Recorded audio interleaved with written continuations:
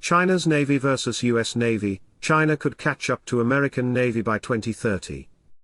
China's Navy could nearly double in just 8 years, resulting in a vastly more capable naval force than the one it fields today. Given the right spending priorities, Beijing could build at least 2 more aircraft carriers and 4 more ballistic missile submarines, based on a model of China's defense budget by the Center for Strategic and Budgetary Assessments, CSBA, a Washington, D.C.-based think tank.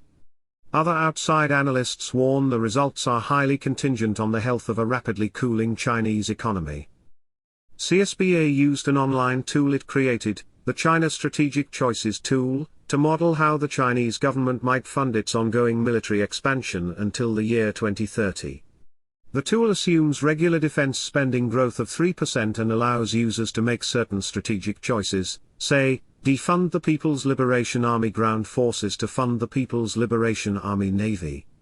From there, a user could prioritize planes over ships, aircraft carriers over other surface combatants, and nuclear over conventional weapons. CSBA's analysts concluded that China could afford to increase its carrier fleet from 3 to a total of 5 by 2030, and its number of cruisers and destroyers from 36 to 60. It could also increase the number of Type 094 nuclear-powered ballistic missile submarines from 6 to 10. The US Navy, on the other hand, has 6 aircraft carriers in the Pacific Fleet, and 50 cruisers and destroyers. It also has 8 nuclear-powered ballistic missile submarines. This total does not include ships serving in the Atlantic Fleet. Craig Hooper, a principal at the Themistocles Advisory Group, tells Popular Mechanics it's important to keep China's fleet in perspective. The 5 carriers, if produced, seem to be relatively in line with other assessments of Chinese military growth. Those 5 CVNs, nuclear aircraft carriers, would, if built, face not only US carriers, but Japanese and South Korean carriers, as well as new French and UK carriers too, so, as far as military balance goes, I don't see it changing a ton.